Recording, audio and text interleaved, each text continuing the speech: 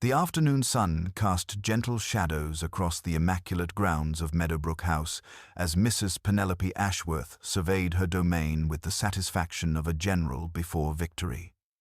The annual Street Mary Mead Garden Society tea party had become her particular pride, and this year's gathering promised to eclipse all previous efforts. Every delphinium stood at perfect attention.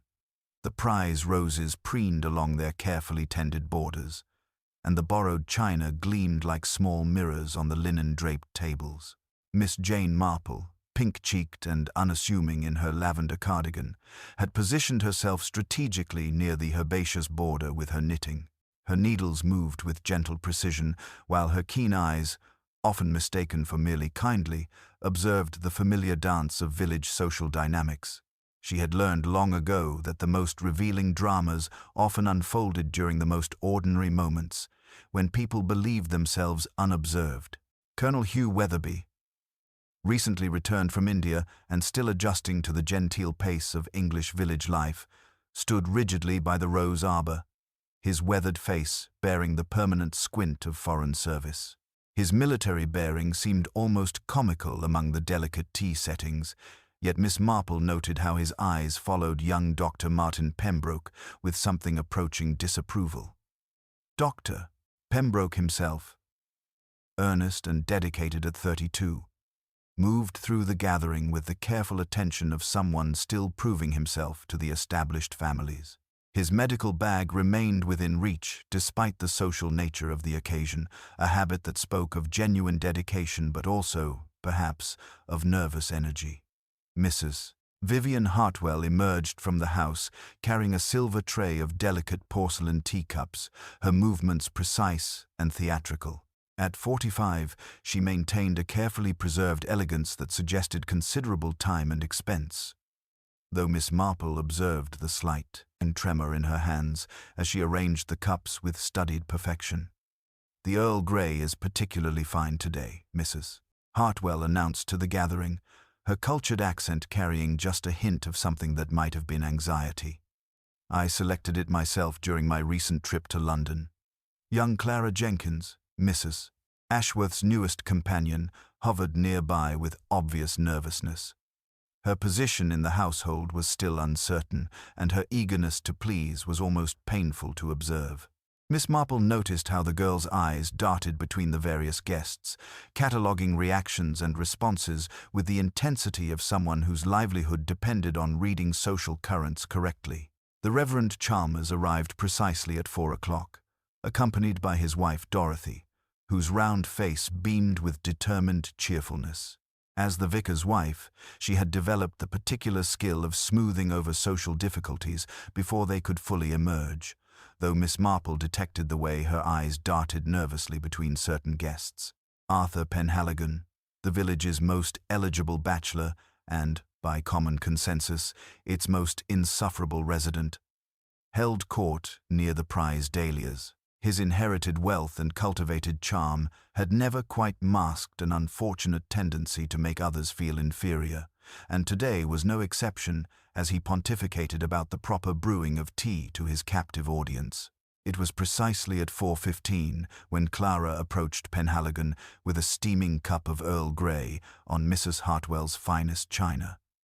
"Your tea, Mr. Penhaligon," she said softly, though Miss Marple caught the fleeting expression that crossed her features, something far less deferential than her words suggested.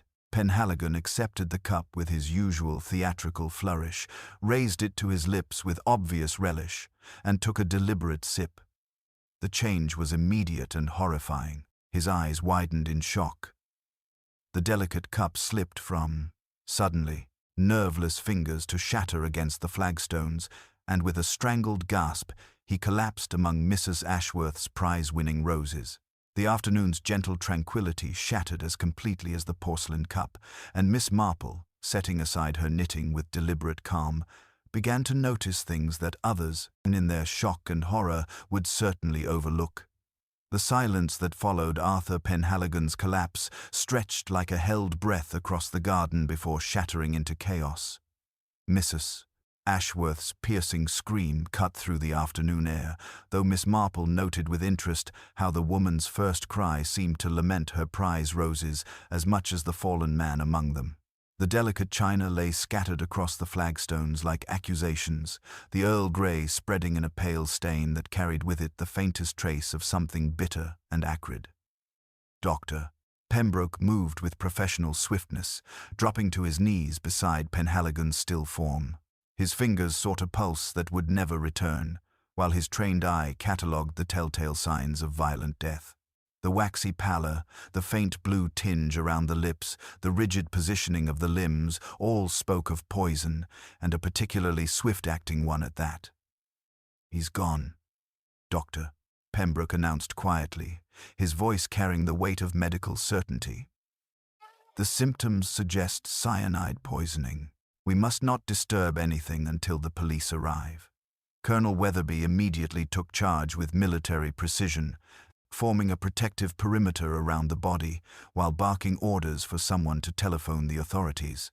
His weathered face had assumed the grim expression of a man who had seen death before, though never quite like this in the peaceful confines of an English garden party. Clara Jenkins stood frozen where the cup had fallen from her trembling hands, her face white as the scattered porcelain fragments.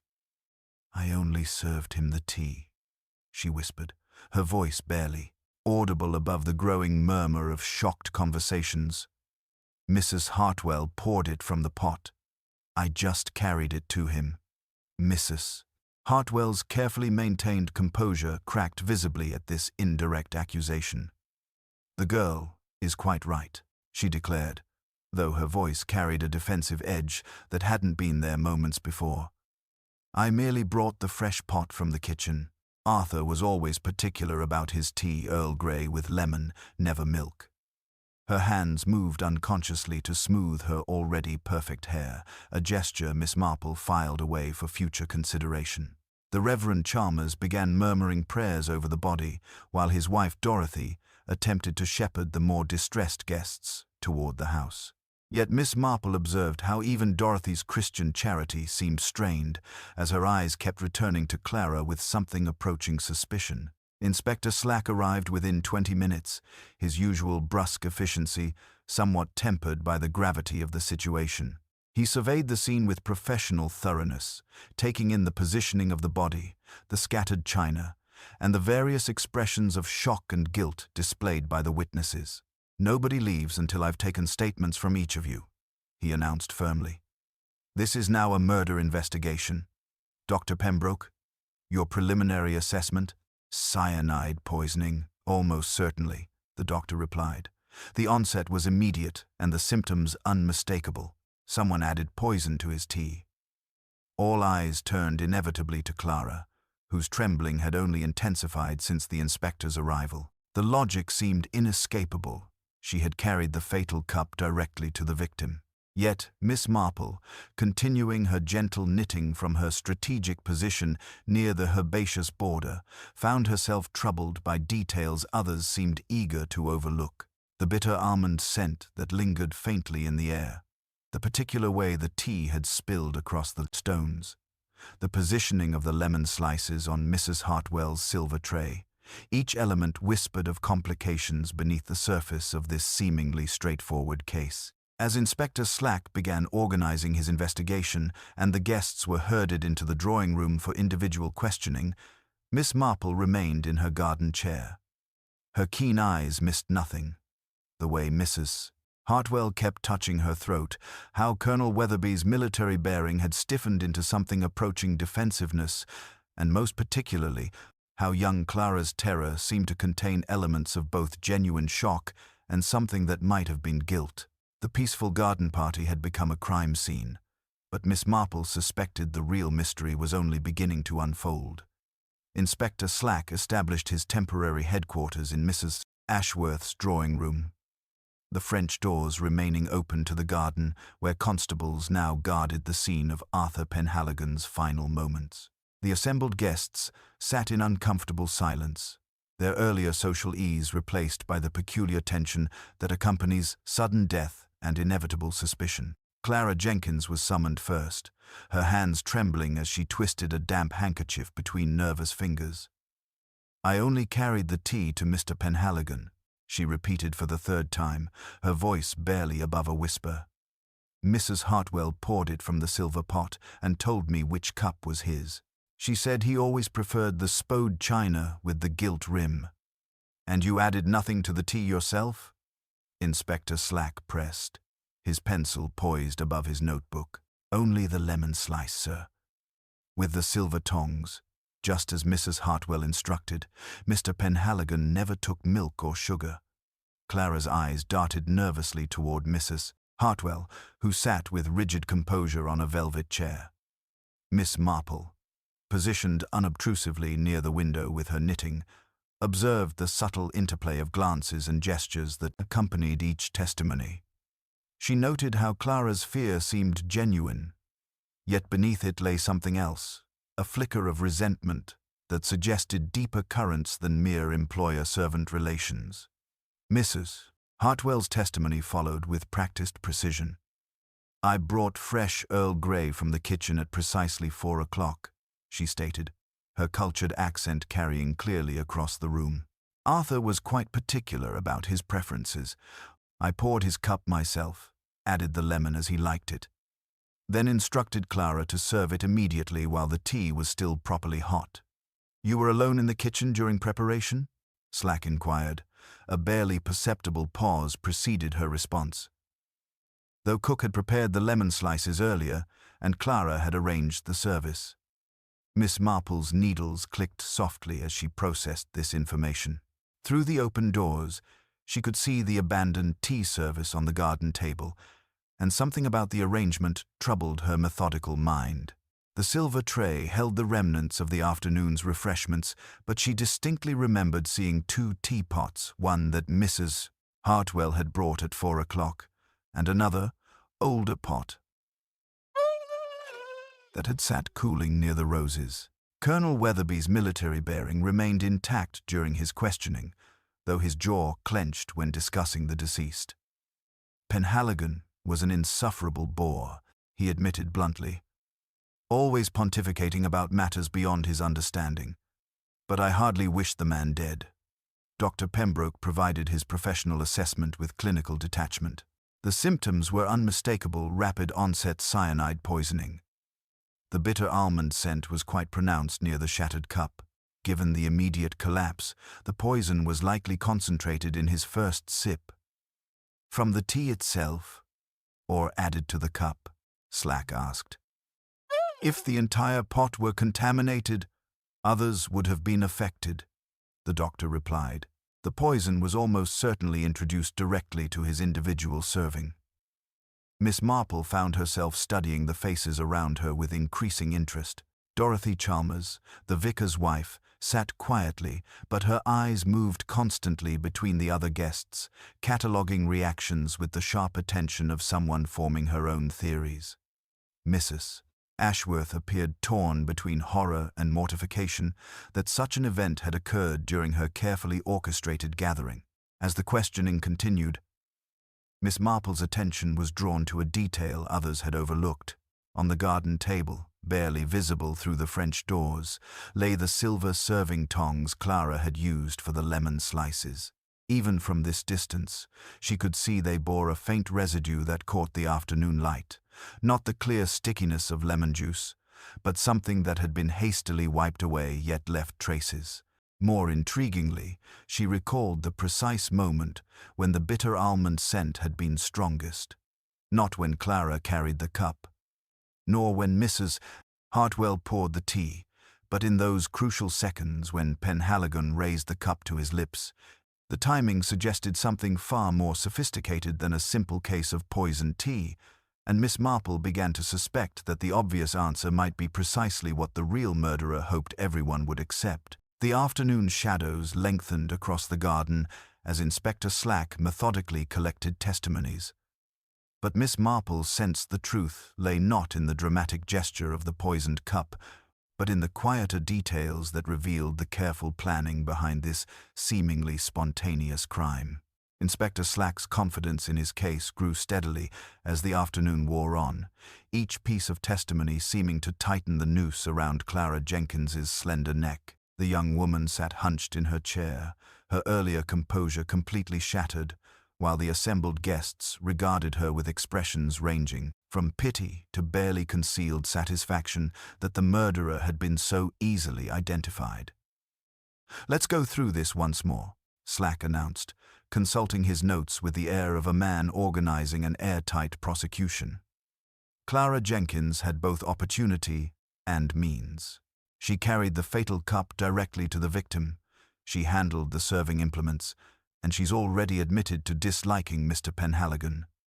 Clara's head snapped up at this characterization. "I never said I disliked him enough to do such a thing." Her voice cracked with desperation. "Yes, he was difficult. He criticized everything I did, complained about my service to Mrs. Ashworth, made me feel worthless." "But I would never commit murder!" The admission sent ripples of knowing glances through the room. Mrs. Ashworth pursed her lips disapprovingly, while Colonel Weatherby nodded with grim satisfaction. Even Dorothy Chalmers, despite her Christian charity, seemed relieved to have the mystery resolved so tidily. Cook was summoned to provide her account of the afternoon's preparations. "I prepared the lemon slices at 3 o'clock sharp," she declared, her stout frame radiating indignation at having her kitchen treated as a crime scene. "Arranged them proper-like on the crystal dish and covered them in the larder. Mrs. Hartwell came for the fresh teapot just before 4, very particular about doing it herself. Said standards must be maintained." "Who else entered the kitchen?" Slack pressed. "The vicar's wife needed extra napkins, and young Clara fetched the serving tongs when they called for lemon service. No one else had any business there. Miss Marple, who had positioned herself near the French doors with the unobtrusive air of someone seeking better light for her knitting, observed the crystal dish on the abandoned tea service. Something about the arrangement of the lemon slices troubled her methodical mind. One slice appeared noticeably thicker than its companions and bore what looked like a small puncture mark rather than the clean cut of a proper knife. Dr. Pembroke provided his professional assessment to Inspector Slack in lowered tones. "The bitter almond scent was most pronounced immediately after the collapse. Cyanide compounds are volatile. The timing suggests the poison was introduced very recently, possibly at the moment of consumption." This detail seemed to escape everyone's attention, except Miss Marple's, whose pale blue eyes sharpened with interest. If the poison had been added to the tea in the kitchen, or even during Clara's walk across the garden, the volatile compounds would have begun dissipating. The intensity Dr. Pembroke described suggested something far more immediate and precisely timed. "The evidence is overwhelming," Slack announced with satisfaction. "Clara Jenkins, you had access to the victim's tea, you handled the serving implements, and you've confessed to harboring resentment against Mr. Penhaligon. I'm prepared to—" "Inspector," Miss Marple interrupted gently, her knitting needles pausing in their steady rhythm. "Forgive an old woman's curiosity, but I wonder if those serving tongs might bear examination. Silver can retain the most interesting traces, and timing, as Dr. Pembroke noted, seems rather crucial in this matter." Her mild suggestion carried an authority that made Slack pause, though his expression showed barely concealed irritation. Around the room, several guests shifted uncomfortably, as if Miss Marple's quiet observation had introduced an unwelcome complication to their tidy resolution. Through the French doors, the garden lay peaceful in the lengthening shadows, the abandoned tea service a stark reminder of how quickly civilized society could crumble. But Miss Marple had learned long ago that the obvious answer was rarely the complete truth, and something about this seemingly straightforward case whispered of deeper currents running beneath the surface of village respectability. Inspector Slack's irritation at Miss Marple's gentle interruption was barely concealed, but her reputation for observing details others missed had reached even his ears. With obvious reluctance, he dispatched Constable Briggs to retrieve the silver serving tongs from the garden table handling them with the exaggerated care of evidence in what he clearly considered an already solved case. The tongs, when examined under the drawing-room's crystal chandelier, revealed far more than Slack had anticipated. The ornate silver surface bore not only the expected traces of lemon juice, but also a peculiar residue that caught the light differently duller than citrus, with tiny crystalline particles that someone had attempted to wipe away but hadn't entirely succeeded in removing. "Most interesting," Miss Marple murmured, setting down her knitting to observe more closely without touching the evidence. "Silver is such an honest metal, isn't it? It holds on to secrets even when someone tries very hard to clean them away." Dr. Pembroke leaned forward with professional curiosity, his medical training evident in his careful examination. That residue could indeed be consistent with cyanide compounds. The crystalline structure and the way it's adhered to the silver suggests something far more concentrated than natural fruit acids. But the positioning is curious. It's not evenly distributed, as if the poison were applied very precisely to specific areas. The observation sent a ripple of fresh tension through the room. Clara Jenkins, who had been trembling on the verge of tears, now looked up with the first glimmer of hope she'd shown since Penhaligon's collapse. Mrs. Hartwell, however, visibly stiffened, her carefully maintained composure showing hairline cracks as her eyes darted between the tongs and Miss Marple's deceptively mild expression. "The girl handled those tongs," Colonel Weatherby stated firmly, though his military certainty seemed to waver slightly. "She served the lemon to Penhaligon directly." "Indeed she did," Miss Marple agreed pleasantly, "though I wonder about the timing of when the poison was actually applied. Dr. Pembroke mentioned earlier that the bitter almond scent was most pronounced at the moment of Mr. Penhaligon's collapse, suggesting a very fresh application." Dorothy Chalmers, who had been wringing her hands in distress, suddenly spoke up. "Arthur mentioned something to me just this week about making an important announcement today. He seemed quite pleased with himself about it, said certain people's expectations would need adjusting." Her round face creased with worry. "I wondered if that might be significant." Mrs. Ashworth started visibly. "An announcement? At my garden party? He certainly never consulted me about using my gathering for his personal affairs." Inspector Slack's confidence in his straightforward case began showing cracks. "What sort of announcement?" "He wouldn't say specifically," Dorothy replied. "Only that he'd been to London on business and had matters to settle. He seemed rather excited about the effect it would have." Miss Marple's keen eyes noted how this information affected different members of the gathering. Mrs. Hartwell's hands had begun trembling despite her efforts at control, while Dr. Pembroke's professional composure seemed strained. Even Cook, summoned to answer questions about kitchen access, appeared more nervous than her earlier indignation would warrant. "I prepared those lemon slices at 3 o'clock sharp," Cook declared defensively. "Cut them proper with the serrated knife and kept them covered in the larder until needed." Mrs. Hartwell inspected everything personally before service, very particular about standards, she was. The admission, meant to demonstrate proper procedures, instead highlighted another opportunity for tampering. Miss Marple observed how Mrs. Hartwell's cultured composure cracked further at this revelation, her fingers unconsciously worrying at her pearl necklace. Through the French doors, the abandoned tea service remained visible in the fading afternoon light. Miss Marple's attention was drawn to a detail she'd noticed earlier. 2 teapots sat on the garden table, one the fresh Earl Grey Mrs. Hartwell had brought at 4 o'clock, and another older pot that had been cooling near the roses. "The evidence warrants laboratory analysis," Dr. Pembroke concluded, carefully wrapping the tongs. "But the pattern suggests someone with precise knowledge of both poison application and Mr. Penhaligon's particular habits." As the doctor departed with the crucial evidence, Miss Marple resumed her knitting, her needles clicking softly in the increasingly tense silence. The obvious solution was unraveling. and she suspected the real murderer was watching with considerable interest as suspicion began to shift in unexpected directions. The gathering dusk cast longer shadows across Mrs. Ashworth's drawing room as Inspector Slack reluctantly acknowledged that his straightforward case against Clara Jenkins had developed uncomfortable complexities. The residue on the serving tongs suggested a far more sophisticated approach to murder than simple servant resentment, and the young woman's obvious relief at this development was matched by the increasing tension among the remaining guests.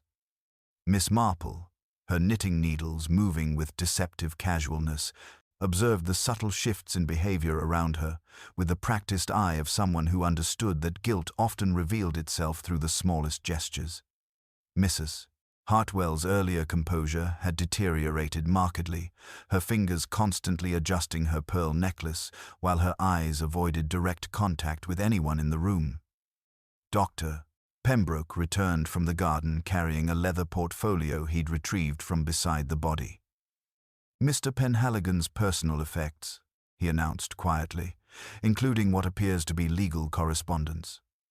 Inspector Slack examined the contents with growing interest. Among the usual items, wallet, pocket watch, fountain pen, lay a crisp envelope bearing the letterhead of a prestigious London law firm. The document within caused his eyebrows to rise considerably. "It's a draft marriage settlement," he announced, his voice carrying across the suddenly silent room. "Between Mr. Penhaligon and—" He paused, consulting the partially completed document. "The bride's name hasn't been filled in, but there are substantial financial arrangements detailed here." The effect on the assembled guests was immediate and telling. Clara Jenkins gasped audibly, her face cycling through confusion, hope, and terror in rapid succession. Mrs. Hartwell's carefully maintained facade cracked visibly as color drained from her cheeks, while Dr. Pembroke's professional composure seemed to falter entirely. "A marriage settlement?" Dorothy Chalmers whispered, her kind face creased with worry. "But Arthur never mentioned being engaged to anyone, though he did seem particularly pleased about something recently." Colonel Weatherby cleared his throat uncomfortably. The man was always secretive about his affairs, made himself thoroughly unpopular with his constant meddling in village business.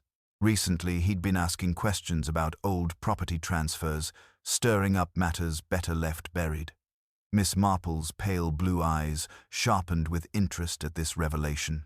"Property matters can be so complicated in established villages," she observed mildly, "particularly when ownership has changed hands over the years." Mrs. Hartwell's reaction was immediate and defensive. If Arthur was investigating historical property records, he had no right to do so. Such matters were settled decades ago through proper legal channels. Her voice carried a tremor that hadn't been there earlier. Cook, who had been hovering nervously near the doorway, suddenly spoke up. "Mr. Penhaligon was asking questions about the house keys yesterday, wanted to know who had access for what he called verification purposes. Made me quite uncomfortable with his prying." Dr. Pembroke, examining the abandoned tea service through the French doors, made an observation that caught Miss Marple's attention. The lemon slices on the crystal dish appear to have been arranged very deliberately. One slice is noticeably thicker than the others and bears what looks like a small puncture mark rather than a clean knife cut. "Most interesting," Miss Marple murmured, setting down her knitting to observe more closely.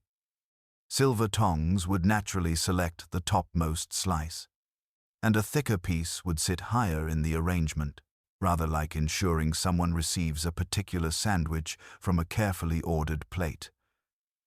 The implication hung in the air like an accusation. If the poison had been introduced into a specific lemon slice rather than the tea itself, it suggested someone with intimate knowledge of Arthur Penhaligon's preferences and the serving procedures of a formal tea party. Inspector Slack's confidence in his simple case continued to erode as he processed these revelations. Marriage settlements, property disputes, and precisely poisoned lemon slices painted a picture of premeditated murder involving motives far more complex than servant resentment. As the evening shadows lengthened across the garden, Miss Marple resumed her knitting, her needles clicking softly in the increasingly tense silence.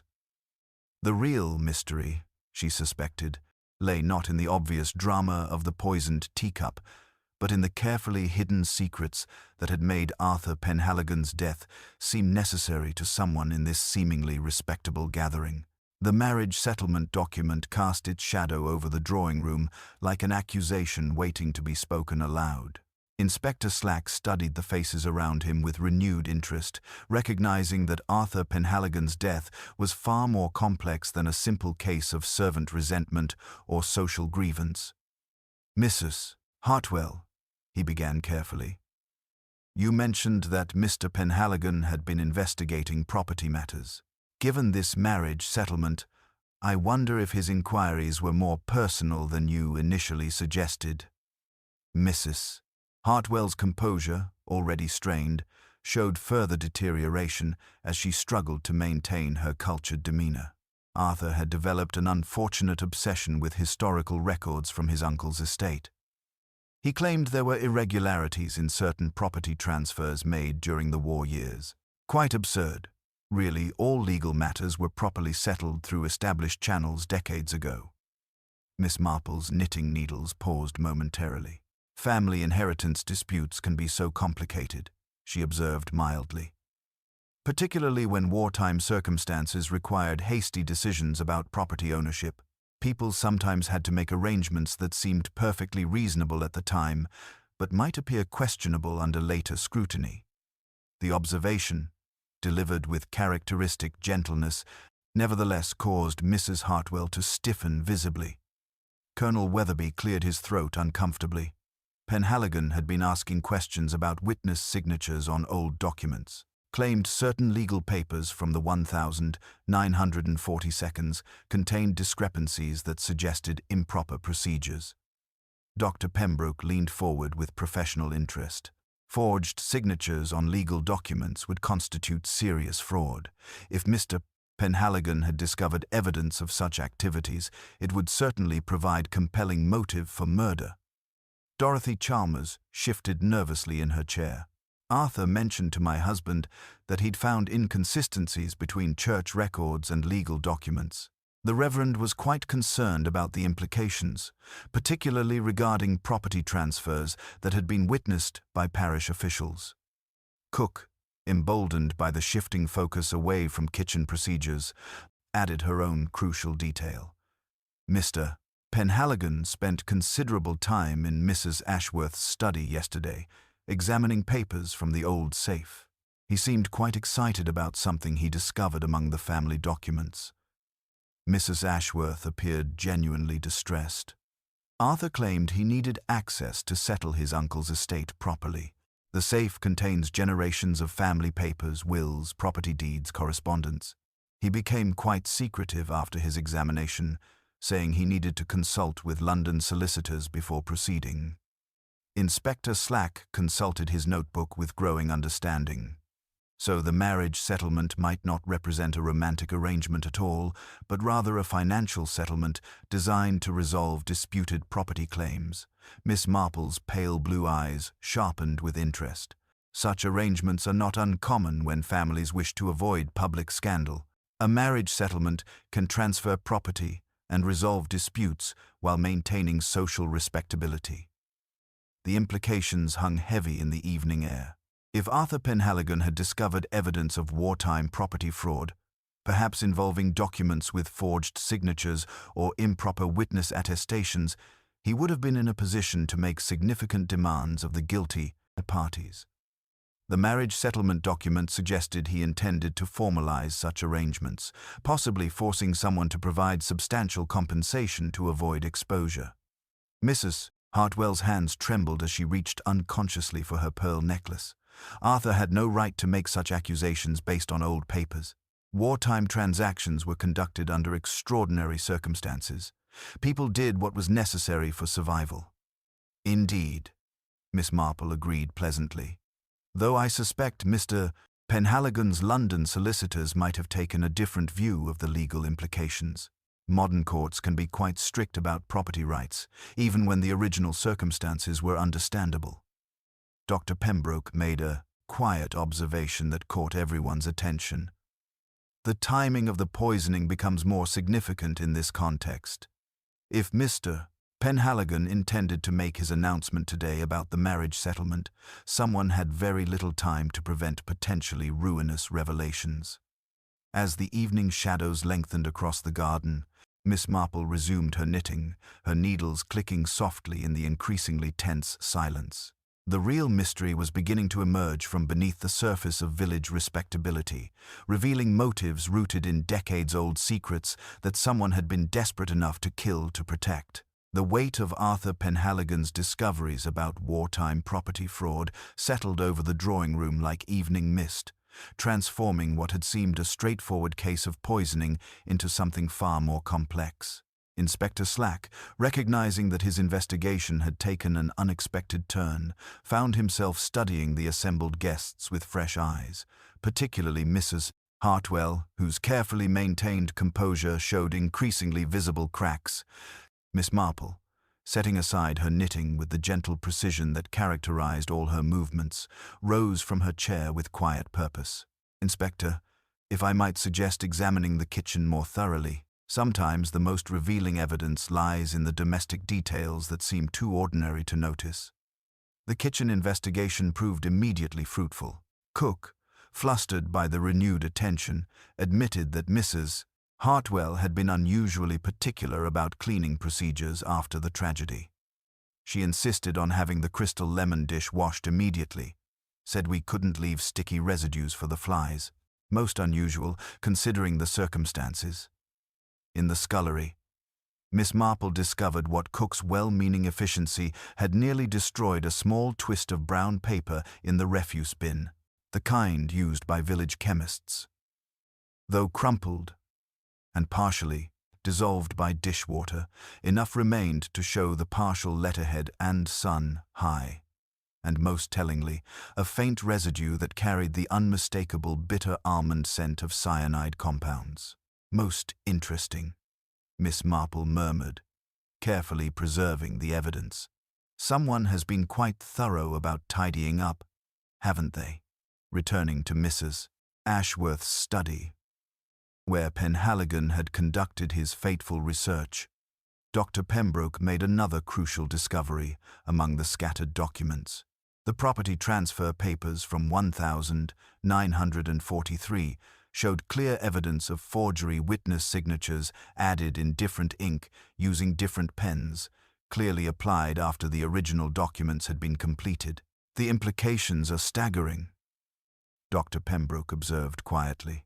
"These forged attestations would have allowed someone to acquire valuable properties through fraudulent means during the chaos of wartime. Mr.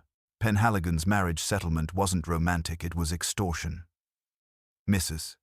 Hartwell, who had followed the group to the study, stood frozen before the exposed documents, her face cycling through expressions of shock, fear, and something approaching desperation. Her hands trembled as she reached unconsciously for her pearl necklace, a gesture Miss Marple had been observing with growing interest throughout the afternoon. "The war years were so difficult," Mrs. Hartwell whispered, her cultured accent slipping slightly under stress. "People had to make impossible choices. Properties were abandoned, owners killed or missing. Someone had to take responsibility for maintaining these holdings." "Indeed," Miss Marple agreed gently, "though the law makes clear distinctions between emergency stewardship and fraudulent acquisition." Mr. Penhaligon's London solicitors would certainly have advised him about the serious legal implications of such discoveries. Inspector Slack examined the chemist's paper with growing understanding. "Mrs. Hartwell, this appears to be from Higgins and Son, the village chemist. They would have records of any purchases of substances containing cyanide compounds. The accusation hung unspoken in the air, but its implications were clear." Mrs. Hartwell's carefully constructed facade began crumbling visibly as she realized the net of evidence tightening around her.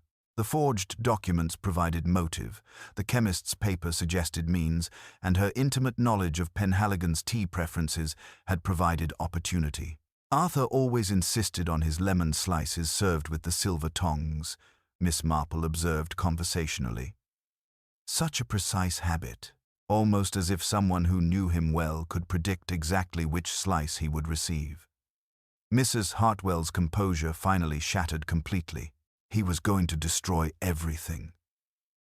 She gasped, her voice breaking. Decades of respectability, property that I've maintained and improved, all because of technical irregularities in wartime paperwork. He didn't understand what we endured, what sacrifices we made. The confession hung in the evening air as Inspector Slack reached for his handcuffs, though Miss Marple sensed there were still deeper currents to this tragedy that would require careful unraveling before the complete truth emerged. Mrs.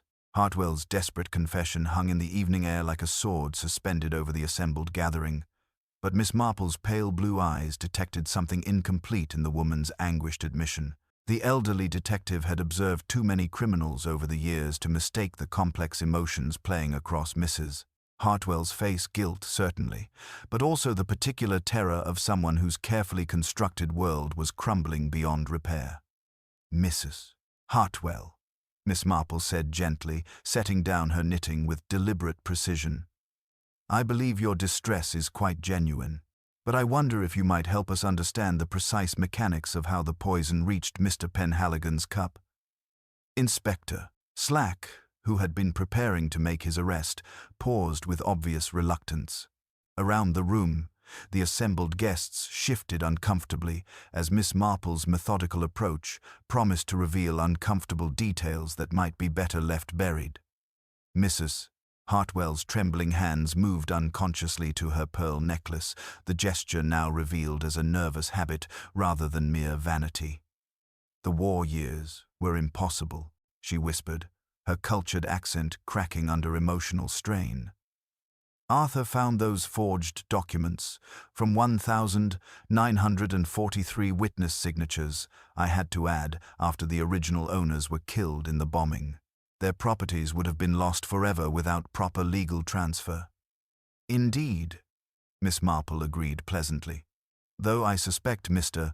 Penhaligon's London solicitors took a rather different view of such emergency measures.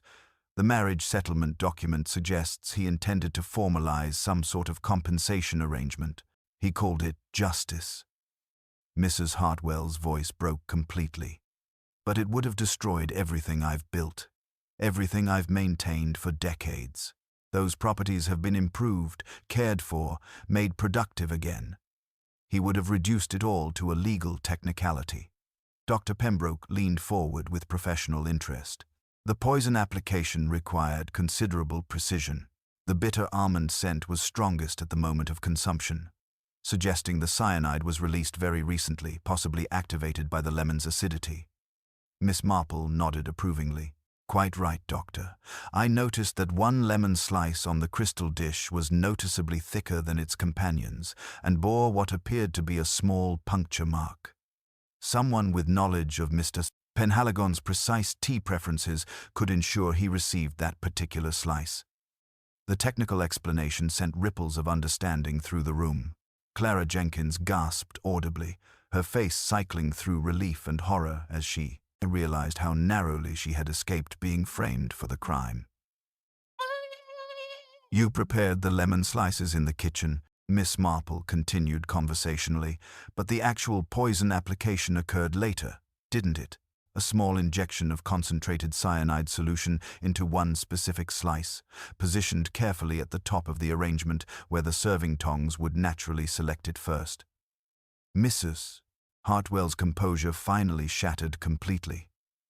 I bought it for garden pest control, she sobbed, her voice barely audible. Higgins and Son keep such careful records I had to sign the poison register, provide legitimate reasons. But Arthur was the real pest, threatening to expose decades-old decisions made under impossible circumstances. Inspector Slack consulted his notebook grimly. The chemist's paper we found in the kitchen refuse, the residue on the serving tongs, At your insistence on immediate cleaning of the crystal dish, all efforts to eliminate evidence of your method. The timing was crucial, Miss Marple observed with gentle authority. You knew Mr. Penhaligon's habits intimately, Earl Grey, with lemon, never milk. Always served with the silver tongs. When he squeezed that poisoned slice into his tea, the cyanide would be released directly into the liquid, ensuring rapid and lethal effect. Mrs. Hartwell nodded numbly, her carefully maintained facade completely dissolved. I never intended for it to happen at Mrs. Ashworth's party. But when Arthur announced his intention to make his settlement proposal public today, I realized there would be no more delays and no opportunity to negotiate privately. As Inspector Slack moved forward with his handcuffs, Mrs. Hartwell made no resistance. The weight of her decades-old secret and the desperate act she had committed to protect it had finally overwhelmed her ability to maintain the elegant composure that had defined her social position. Miss Marple resumed her knitting as the constable led the broken woman away, her needles clicking softly in the profound silence that had settled over what began as such an ordinary garden party. The peaceful afternoon had revealed how quickly desperation could transform respectability into tragedy, and how the shadows of wartime decisions could stretch across decades to demand their final, terrible accounting. The silence that followed Mrs. Hartwell's arrest settled over the drawing room like a shroud, heavy with the weight of revelation and the peculiar exhaustion that accompanies the resolution of long-held secrets. Miss Marple, however, remained alert in her chair, her pale blue eyes studying the faces around her with the gentle persistence that had unraveled so many mysteries over the years. I believe, she said quietly, setting aside her knitting with deliberate precision, that we should understand exactly how this tragedy unfolded, not merely for the sake of justice, but to comprehend the human nature that drove it. Inspector Slack, still processing the complexity of a case he had initially considered straightforward, consulted his notebook with newfound respect for the elderly woman's insights. The assembled guests, Clara Jenkins still trembling with relief, Dr. Pembroke maintaining his professional composure despite obvious strain, Colonel Weatherby rigid with military bearing, and the others waited with the peculiar fascination that accompanies the final explanation of a carefully planned crime. Mrs. Hartwell's confession was quite genuine, Miss Marple began conversationally, though born of desperation rather than remorse. The wartime property transfers she had forged in 1943 represented not mere opportunism, but a systematic acquisition of valuable holdings during the chaos of the Blitz. When properties were abandoned or their owners killed, she simply added witness signatures to transfer documents, creating legal ownership where none existed. Pembroke leaned forward with professional interest. The marriage settlement document was Mr. Penhaligon's instrument of extortion then. Precisely, Doctor. Arthur Penhaligon had discovered these forgeries during his research into his uncle's estate. Rather than seeking justice through proper legal channels, he chose to exploit his knowledge for personal gain. The marriage settlement was designed to force Mrs.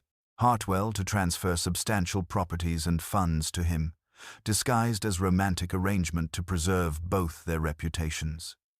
Miss Marple's needles resumed their gentle clicking as she continued.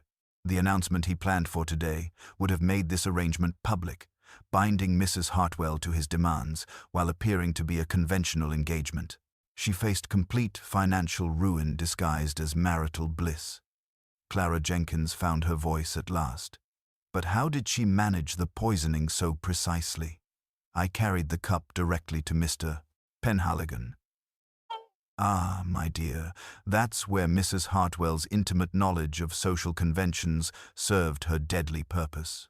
She knew Arthur's preferences perfectly, Earl Grey with lemon, served with the silver tongs, never milk or sugar. When she prepared the lemon slices in the kitchen, she injected one specific piece with concentrated cyanide solution, then positioned it carefully atop the crystal dish. The technical precision drew nods of understanding from Dr. Pembroke. The thicker slice would naturally be selected first by the tongs, and when Mr. Penhaligon squeezed it into his hot tea. The poison would be released immediately into the liquid. Exactly, Miss Marple agreed. The bitter almond scent we all noticed was strongest at the moment of consumption because the cyanide was released directly into the hot tea by his own action. The volatile compounds had no time to dissipate. Mrs. Ashworth, still pale with shock, struggled to process the violation of her carefully ordered world. To think such calculation could hide behind such respectability. Particular about proper procedures. Guilt often manifests as excessive attention to propriety, Miss Marple observed with gentle wisdom. Those carrying heavy secrets frequently become the most rigid defenders of social conventions, as if perfect behavior in small matters might compensate for larger moral failures. Mrs. Hartwell's insistence on cleaning the crystal dish immediately, her nervous attention to her appearance, even her cultured accent, all represented desperate attempts to maintain the facade that had protected her for decades. The evening shadows lengthened across the garden as the truth settled over the gathering. Miss Marple resumed her knitting, reflecting on how respectability and criminality could coexist for years before desperation finally demanded its terrible accounting. The profound silence that had settled over the drawing room following Mrs. Hartwell's arrest stretched like a held breath, each member of the gathering processing the revelation in their own way. Miss Marple observed how the shock manifested differently across the assembled faces, some with visible relief, others with the uncomfortable recognition that their peaceful village harbored secrets far darker than anyone had imagined. The gentle chiming of Mrs. Ashworth's mantelpiece clock marked the passage of time since Arthur Penhaligon's collapse in the garden, transforming what had begun as an ordinary afternoon into something that would forever alter their understanding of respectability and human nature. Clara Jenkins sat trembling in her chair, the weight of her near arrest still evident in her pale complexion and shaking hands. "I keep thinking about how close I came to being blamed for Mr. Penhaligon's death," she whispered, her voice barely audible above the settling silence. "If you hadn't noticed those details about the serving tongs and the lemon slices. My dear child, innocence has a way of revealing itself, just as guilt does," Miss Marple assured her, kindly, her knitting needles resuming their gentle rhythm. "Your genuine shock and confusion were quite different from Mrs. Hartwell's calculated responses. Someone with your temperament could never have planned such a methodical crime."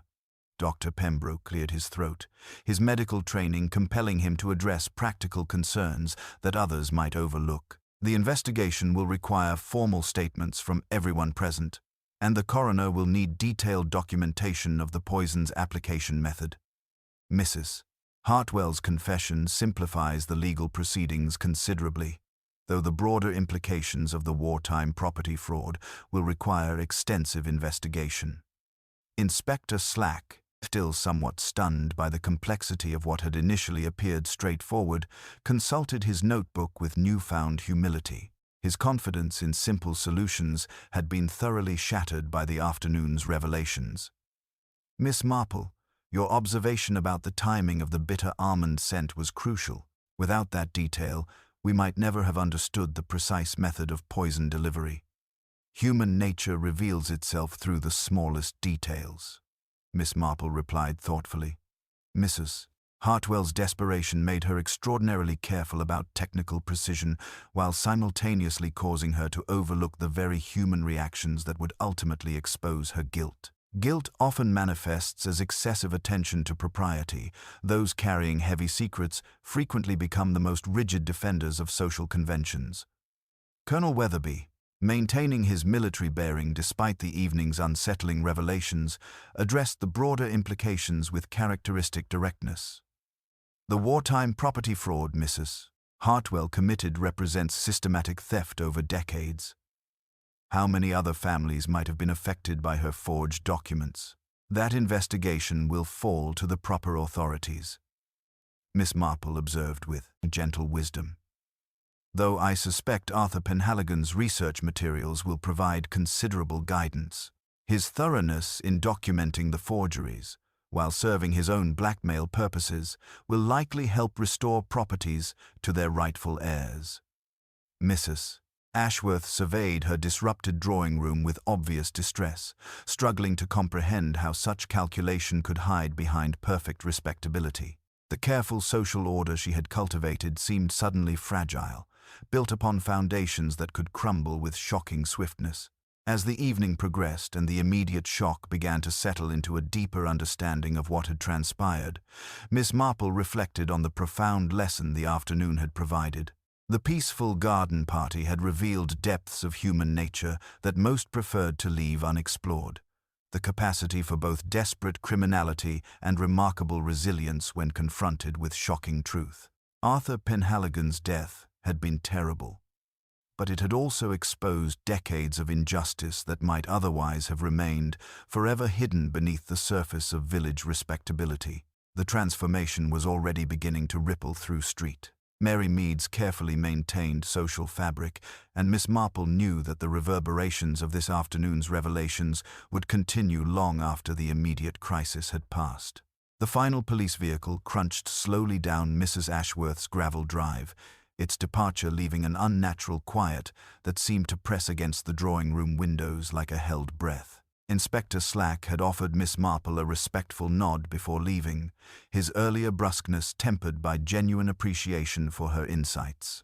The remaining guests dispersed with hushed farewells, their voices carrying the peculiar restraint that follows the exposure of profound secrets. Clara Jenkins approached Miss Marple's chair with tentative steps, her face still pale but her eyes bright with unshed tears of relief. "I don't know how to thank you," she whispered, her voice trembling with emotion.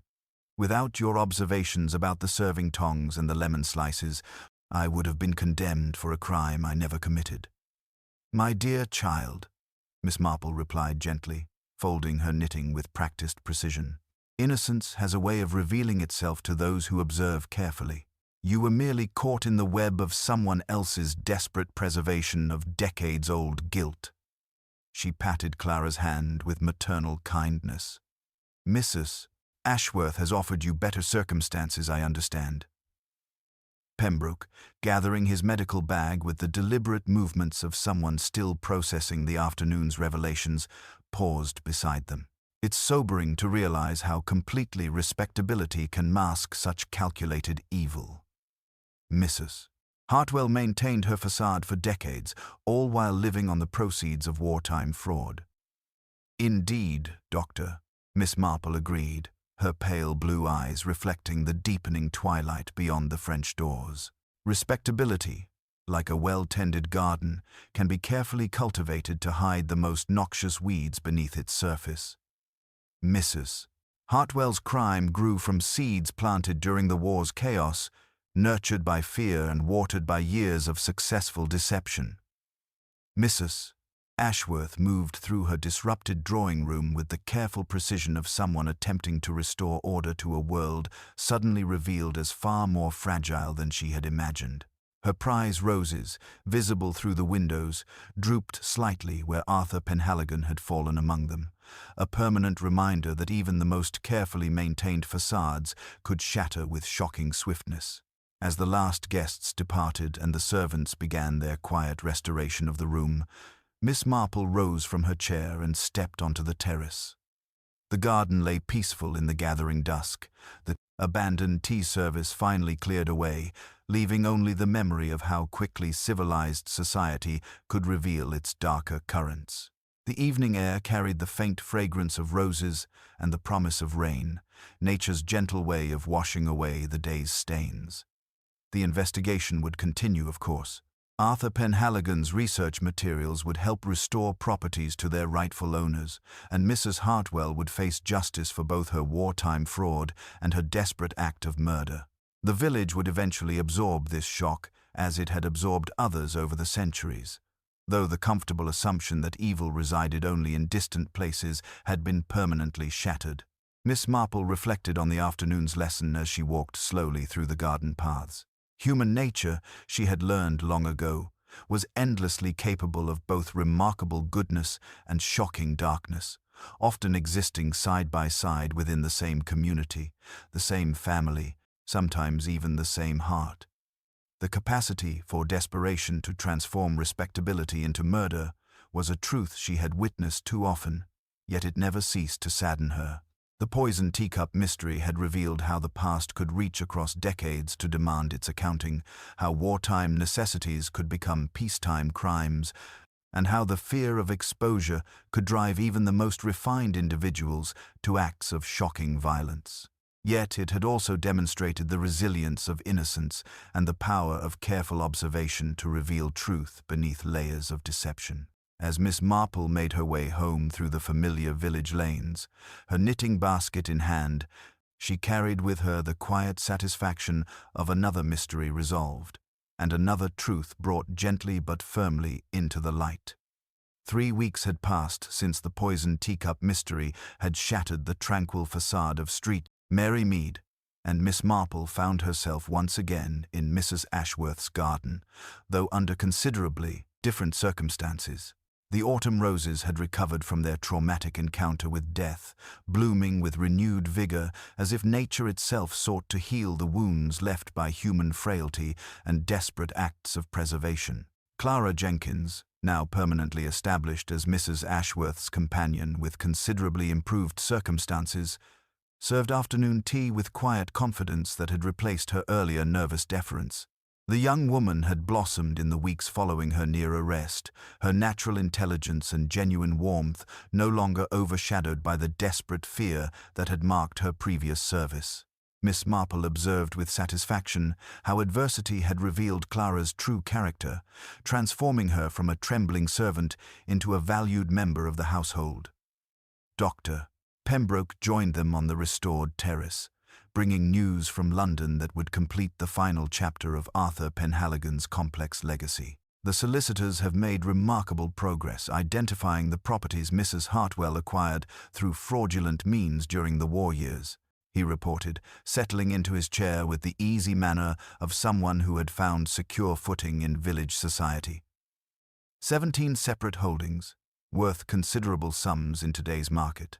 The rightful heirs, or their descendants, will finally receive the justice that eluded them for decades. Miss Marple's needles clicked softly as she considered the broader implications of this resolution. Justice delayed is not always justice denied, though it often comes at a terrible cost to all involved. Mrs. Hartwell's desperation to protect her ill-gotten respectability ultimately destroyed the very life she had built upon those stolen foundations. Mrs. Ashworth, pouring tea from a different service, the Spode china, having been quietly retired from use, reflected on the profound changes that had swept through her carefully ordered world. "I've been thinking considerably about the nature of secrets and their burden," she mused thoughtfully, demanding more and more energy to maintain their concealment until they become unbearable weights that crush those who carry them. The observation carried particular significance in the peaceful garden setting where Arthur Penhaligon had met his end among the prize roses. His death, while tragic and born of greed, had ultimately served to expose decades of systematic injustice and restore stolen properties to their rightful owners. The irony was not lost on Miss Marple that his final act of attempted blackmail disguised as a marriage settlement had inadvertently served the cause of justice he claimed to champion. Clara offered fresh scones with natural grace, her movements reflecting the confidence that had replaced her earlier fearful civility. "I still think about how close I came to being blamed for his death," she admitted quietly. "If you hadn't noticed those crucial details about the serving tongs and the deliberately poisoned lemon slice, Miss Marple, I would have faced the gallows for someone else's carefully planned crime. My dear child, truth has a persistent way of emerging when we observe carefully and think clearly about human nature," Miss Marple replied, with characteristic gentle wisdom. Mrs. Hartwell's guilt revealed itself through countless small inconsistencies.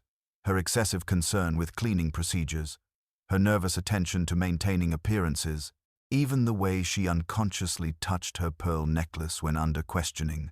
Guilt often manifests as rigid adherence to social propriety, as if perfect behavior in small matters might somehow compensate for larger moral failures. As the afternoon shadows lengthened across the restored garden, Miss Marple reflected on the profound lessons the Poison Teacup Mystery had revealed about the complexity of human nature. The same social conventions that bound communities together in civilized harmony could also provide perfect camouflage for those harboring the darkest secrets. Mrs.